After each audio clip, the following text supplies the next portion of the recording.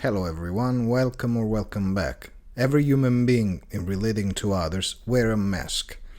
There are those who do it to hide their evil nature and those who do it to hide their enormous goodness. MICHELE SCIRPOLI.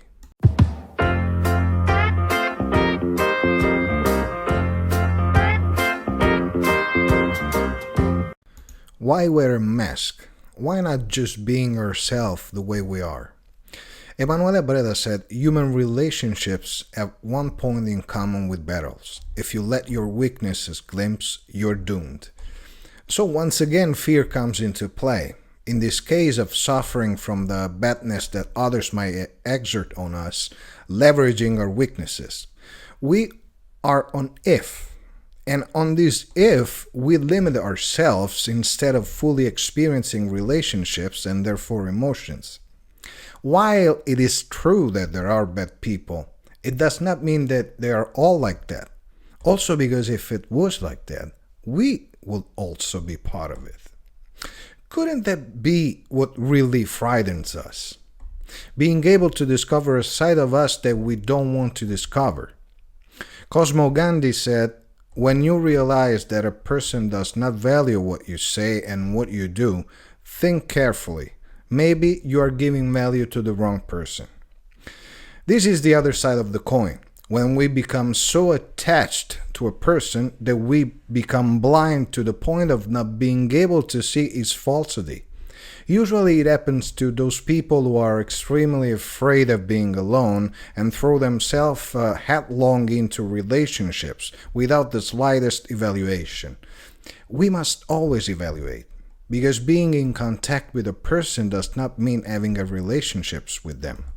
Tonino Cantelmi said, we are more and more connected, more informed, more stimulated, but existentially more and more alone.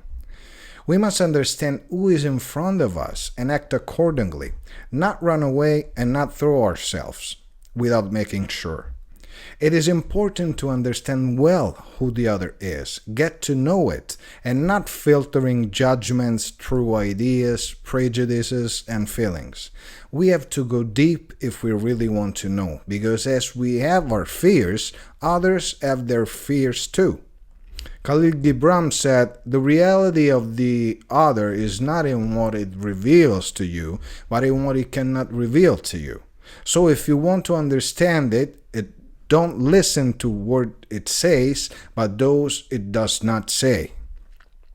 But is there a constant, a common factor on which to work and being able to improve the way we relate and evaluate people?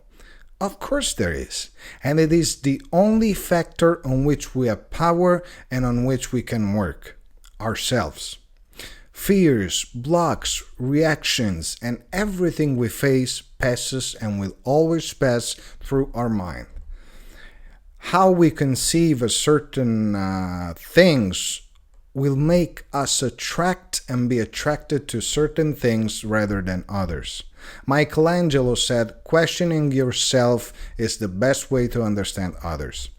We can think of relationships as a sort of reflection or mirror of what we intimately think about ourselves or what we believe we deserve, all reinforced by ideas and images that have little or nothing to do with reality. We are annoyed by people who offended us or who bring out things that we don't want to see or that, in our opinion, don't exist. But is it really so? Isn't it more true that we already have weaknesses in that sense, even if unconsciously, so it hurts us? Nothing and no one can touch us without the permission of our mind. Stephen Richards said, how we relate with others is dependent on how we rate ourselves and what we think about ourselves. Bye and see you next.